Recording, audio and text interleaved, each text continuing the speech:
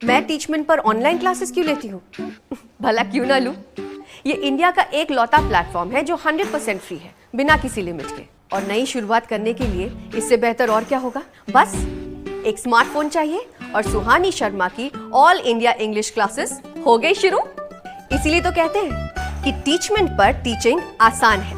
तो आज ही डाउनलोड करें टीचमेंट, इंडिया का नंबर 1 टीचिंग ऐप।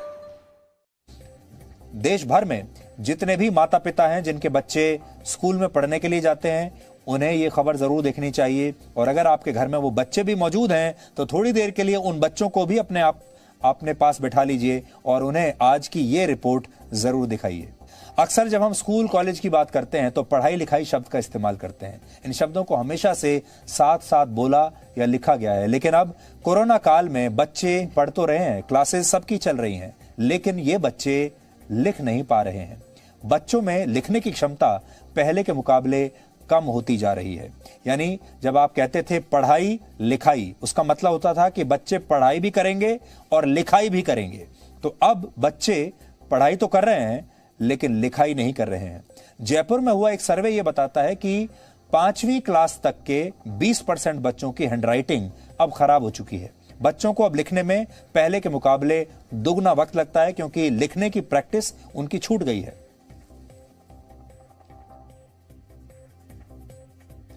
हैंडराइटिंग बिगड़ने का असर लड़कियों के मुकाबले लड़कों में ज्यादा देखने को मिला है।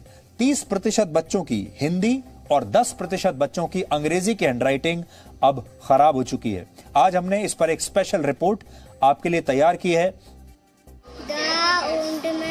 स्कूल जाना चाहते हो? घर में नहीं पढ़ना चाहते हो? क्यों? तब स्कूल अच्छी होती है। कैलीग्राफी एक्सपर्ट हरिशंकर बालोटिया का मानना है कि मोबाइल या कंप्यूटर के सामने बैठकर पढ़ाई की आदत ने लिखना भुला दिया है। हैंडराइटिंग खराब होने को लेकर कई एजुकेशन एक्सपर्ट्स मानते हैं कि ऑफलाइन क्लासेस में बच्चे एक दूसरे से बात करते थे। हैंडराइटिंग के खराब होने का संबंध कहीं ना कहीं हमारे दिमाग से भी है। बच्चों में अपनी तरह की खास हैंडराइटिंग विकसित होने में 8 साल का समय लगता है। यानी बच्चे जब 8 साल के हो जाते हैं तब उनके अंदर अलग हैंडराइटिंग पैटर्न बनता है। 8 400 400 400 जी हाँ, याद कर लीजिए व्हाट्सएप नंबर, क्योंकि अब मैथ का सवाल हो या फिजिक्स, केमिस्ट्री, बायोलॉजी का, आपके हर डाउट, हर क्वेश्चन का मिलेगा तुरंत वीडियो सोल्यूशन, वो भी डायरेक्ट आपके व्हाट्सएप पर। बस अपने व्हाट्सएप में .net का 8 400 400 400 नंबर सेव कर लीजिए और चैट ओपन कीजिए। फिर जो आपका डाउट है वो सवाल का फोटो खींचनी है, उसे क्रॉप करना है और 5 सेकंड में आपको वीडियो सोल्यूशन मिल जाएगा। क्लास 6 से 12 IIT, JEE, नीट और CBSE बोर्ड और सभी स्टेट बोर्ड के बच्चों के लिए। तो देर की इस बात की, अभी जाइए 8 400 400 400 पर अपना सवाल व्हाट्सएप कीजिए और अपने सभी डाउट को आउट कीजिए। लिंक डिस्क्रिप्शन में है। जब बच्चा कंसंट्रेशन करता है और वो वर्ड्स को ग्रैस्प करता है तो मोटर स्किल्स के द्वारा उसकी हैंडराइटिंग पेज पे हम देखते हैं।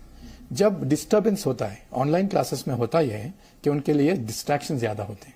क्लासरूम में अगर बच्चा बैठा है तो वो मजबूर होता है कि टीचर के साथ में बैठ करके सीखे। अगर वही बच्चा ऑनलाइन में बैठा है तो उसका डिस्ट्रैक्शन स्क्रीन से इधर जाएगा उधर जाएगा।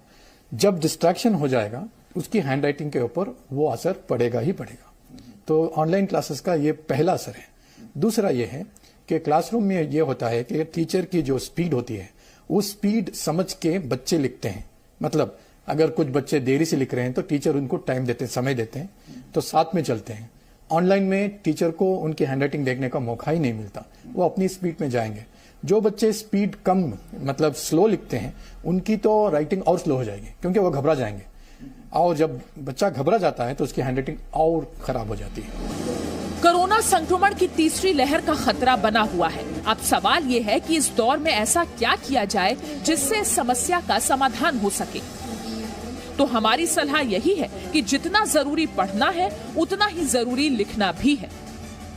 बेंगलुरु से जयपाल शर्मा, जयपुर से ललित वर्मा और दिल्ली से हरीश झा के साथ ब्यूरो रिपोर्ट। आज ये रिपोर्ट हमने आपको इसलिए दिखाई क्योंकि हमें लगता है कि यही बच्चे कल भारत का भविष्य लिखेंगे और इसके लिए इन्हें लिखना आना भी चाहिए। इसलिए बच्चों की पढ़ाई पर ही नहीं बल्कि आप अपने बच्चों की लिखाई पर भी ध्यान दीजिए और इस बात पर आप लगातार नजर रखिए कि आपका बच्चा पढ़ तो रहा है लेकिन क्या वो लिख भी रहा है और लिखने की जो उसकी क्षमता है क्या वो कम तो नहीं होती जा रही। इससे पहले भी आपको याद होगा, अब अलग अलग तरह के जो गैजेट्स आ गए हैं। अब लिखने का ज़माना जा रहा है और टाइप करने का ज़माना आ रहा है, क्योंकि सभी लोगों के पास गैजेट्स हैं, लैपटॉप हैं और लोग हर चीज़ अब सिर्फ टाइप करते हैं। लेकिन हमेशा याद रखिए, जो मज़ा लिखने में है वो मज़ा टाइप करने में नहीं है। इससे पहले लोग चिट्ठियां लिखा करते थे एक दूसरे को, कविताएं लिखा करते थे, और जब अपने हाथ से किसी को चिट्ठी लिखकर भेजते थे या अपने हाथ से किसी कार्ड पर कोई संदेश लिखकर भेजते थे तो उसमें एक पर्सनल टच आता था, उसमें एक प्रेम का भाव आता था। लेकिन जैसे ही आप हाथ से लिखना बंद करेंगे और टाइप करना शुरू कर देंगे तो आपकी वो भावनाएं भी मशीनी हो जाएंगी। इसलिए जो हैंडराइटिंग है, हाथ से लिखी गई जो बातें होती हैं, वो हमेशा स्पेशल रहेंगी।